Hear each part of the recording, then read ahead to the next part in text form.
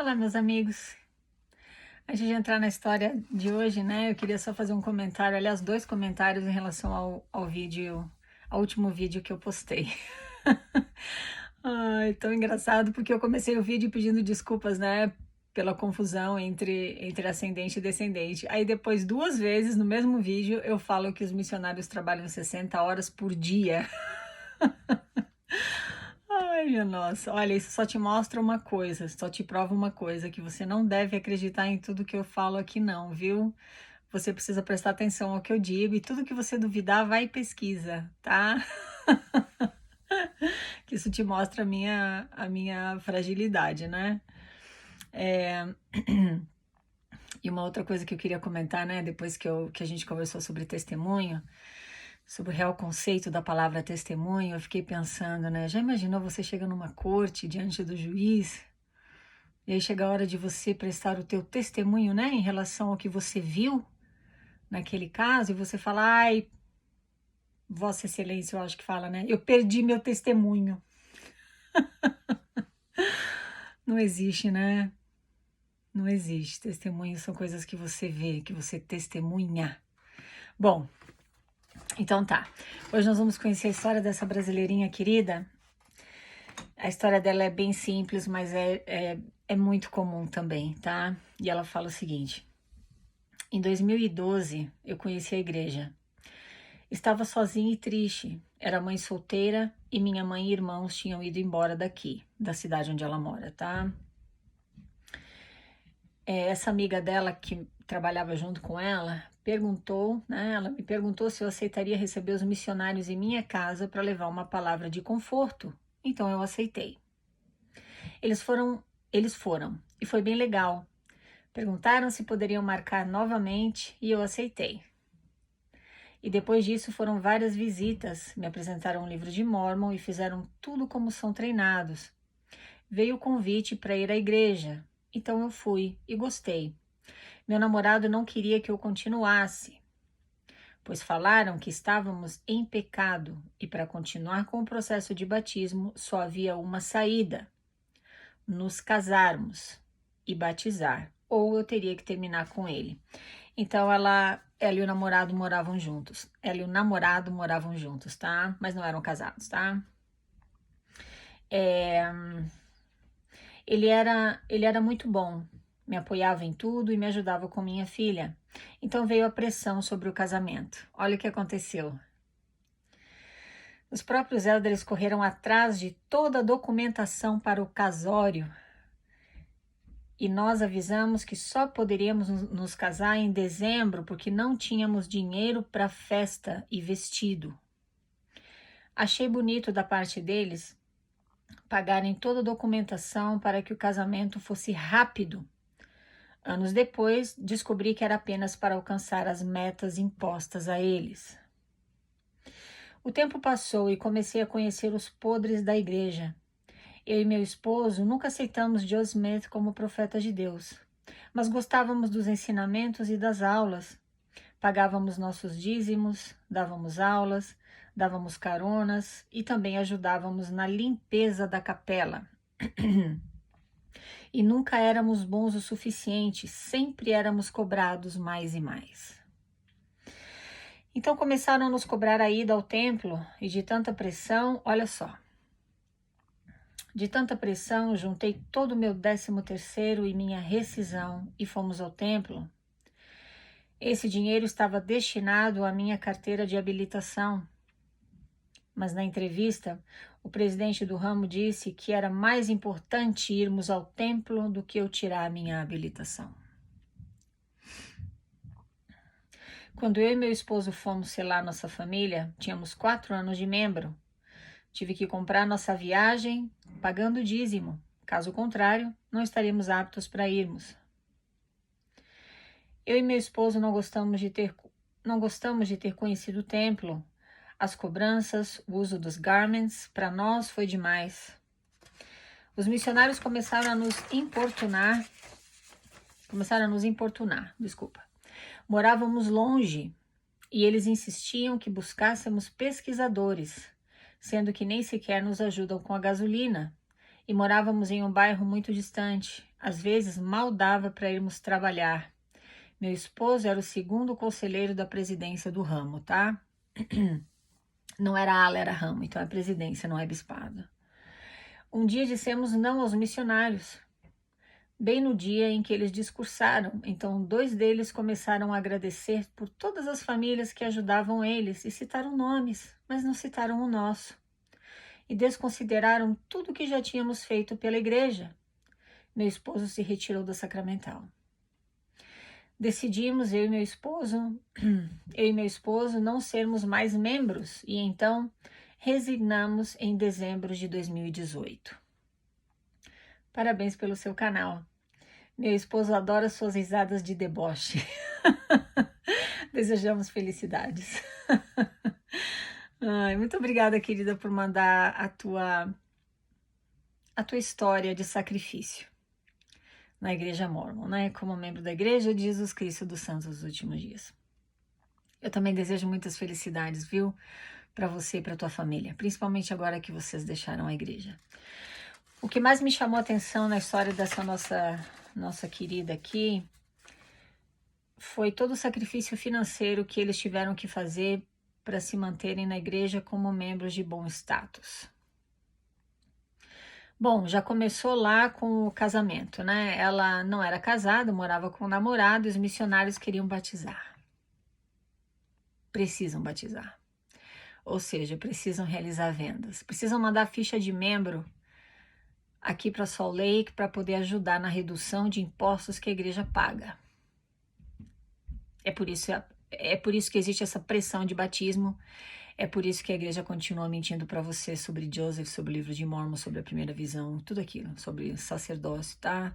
Tudo coisas que eles sabem que são falsas histórias, mas eles te mantêm assim para poder manter a corporação funcionando, viu?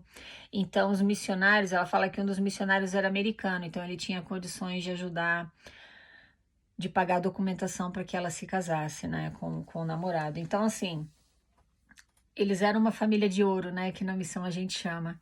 Eles gostaram da igreja, queriam se batizar, mas não eram casados. Os missionários falaram, não tem problema, a gente paga, né, a gente paga, já casa, vamos batizar. Então, eles se batizaram. Você consegue notar aqui, pelas coisas que ela fala, que eles são uma família que não tem dinheiro sobrando, eu diria. Uma família que tem dinheiro para as necessidades deles. Ela disse que muitas vezes era difícil até para eles irem trabalhar, porque eles moram em bairro distante, né? Ela disse que os missionários ficaram pedindo para eles buscarem pesquisadores para levar para a igreja, só que não ajudavam com a gasolina. Mas é claro que não vão ajudar com a gasolina, tá? Então, o que acontece? Ela se casou não no tempo dela. Presta atenção como a igreja entra na tua vida. Existia uma história que eu contava eu contei em algumas aulas do camelo, talvez você se lembre do camelo, né? Você tá no deserto, assim, numa barraca, né? Numa tenda, e tá tendo uma tempestade de areia, né? Muito forte e dói, né? Quando a areia bate na pele. Então o camelo vem e ele pede para colocar só o nariz dele dentro da tua tenda para se proteger da tempestade de areia. E você permite. Aí ele pede para colocar só a cabeça, né? Claro que é uma fábula. Ele pede para colocar a cabeça inteira na tua tenda, porque tá muito dolorosa aquela tempestade de areia. E você fica com pena, você tem boa fé e você deixa o camelo colocar a cabeça. Depois ele pede para colocar só uma das patas ali. Resumindo a história, ele coloca uma pata dentro da tua barraca, da tua tenda, depois você deixa ele colocar a outra pata. Agora ele já tá com a metade do corpo dele todo na tua tenda. Até que chega um momento, né, a história continua com essa interação entre o camelo, né, e você que tá dentro da tenda, e agora o camelo tá dentro da tenda, o corpo dele inteiro, e você não cabe mais lá. Agora você tá fora e você tá sujeito, né, você tá enfrentando aquela tempestade de areia por conta própria. O camelo tá nem aí para você, ele não vai te deixar voltar para dentro da tenda. A igreja funciona exatamente assim na tua vida. Os missionários vêm muito bem treinados, tá? Não é nada por acaso, tá? Os missionários são treinados para serem carismáticos, como ela muito bem colocou aqui, carismáticos, queridos, né? E falam coisas que você adora escutar. E você vai indo, e você vai entrando. Ai, irmã, ai, seja bem-vinda, ai, que querida, né? Você, né, quando você está visitando a igreja, vem, ou logo que você é batizada, as irmãs são queridas, né? E sentam com você, do teu lado, né? E você se sente especial, você se sente bem-vinda, né? Agora começam a vir os chamados, que você não pode dizer não, porque se você disser não, você está dizendo não para Deus. Na verdade, estão te colocando para trabalhar de graça, dizendo que é para Deus, né? Porque se você não estiver lá para dar aula, não tem reunião, né? No domingo. Então tá, agora você tem que aceitar isso. Passou um ano, você precisa ir ao templo. No caso dela, que eles esperaram 4 anos. E me cortou o coração, tá? Quando ela fala para nós aqui que ela tinha guardado um dinheiro para pagar a carteira de habilitação dela. Só que a pressão era tanta, ela usa a palavra pressão aqui. A pressão foi tanta para ir para o templo que ela usou aquele dinheiro para pagar a viagem deles para ir ao templo. E o bispo teve a cara de pau de dizer a ela que era mais importante ela ir ao templo com a família do que pagar a carteira de habilitação dela. Quem é ele para falar das necessidades dela? Quem é ele para dizer o que é melhor para a vida dela? Mas é isso que a igreja faz contigo. A igreja sabe o que é melhor para você, você não sabe de nada. A igreja quer teus bens, tempo, talentos e energia. Dane-se.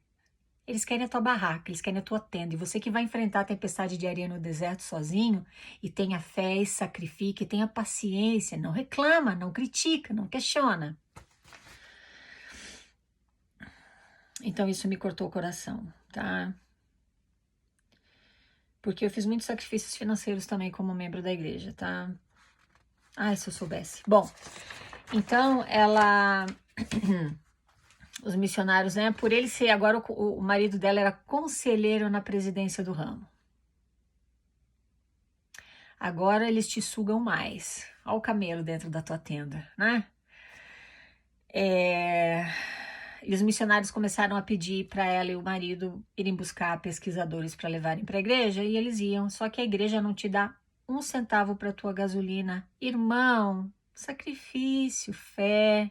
A fé sem obras é morta. O irmão quer ser abençoado? Bora passar grana para cá.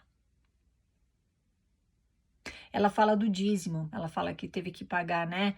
Usou o dinheiro da carteira de habilitação para ir ao templo, mas não foi só isso. Além disso, tem que estar pagando o dízimo, porque senão não entra lá.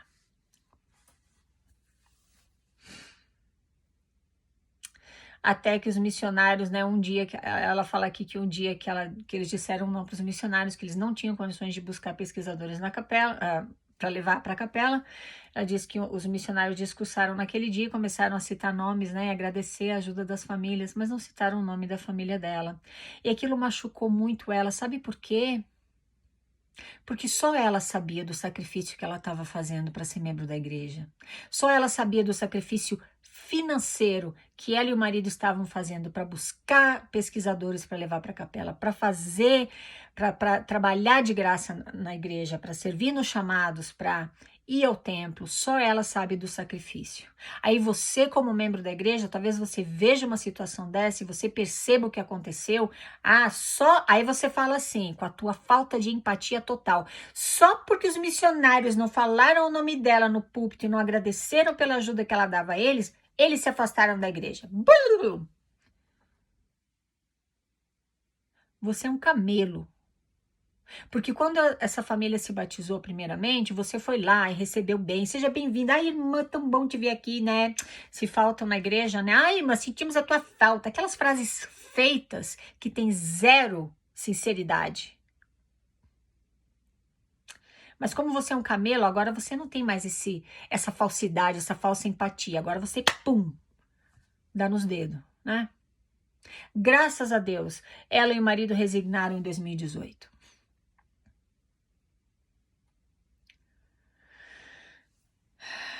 A vida é uma tempestade de areia todo tempo. Às vezes ela dá uma calmadinha, outras vezes ela vem com mais força. E você tem a responsabilidade de construir a tua própria tenda e decidir quem entra nela ou não. Cuidado. A Igreja de Jesus Cristo dos Santos dos Últimos Dias é exatamente assim. Presta atenção, faz uma retrospectiva de quando você de quando você foi batizado e agora, depois de tantos anos, se o teu nome não agora não é envolvido em fofocas, em acusações, em julgamentos. Presta atenção se não muda. Presta atenção se o camelo que a Igreja de Jesus Cristo são nos últimos dias e seus membros não te tira da tua própria tenda e te joga na tempestade de areia. Eles decidem a tua vida. Eles decidem o nível de sacrifício que você tem que fazer. O que você passa dentro de 4 paredes, dentro da tua casa, problema teu. Vamos julgar menos. Empatia é um grande desafio, mas é tudo que a gente precisa para viver em paz como seres humanos, independente de religião. Tá bom? Muito obrigada por me escutar, meus queridos. Falamos na próxima. Tchau, tchau.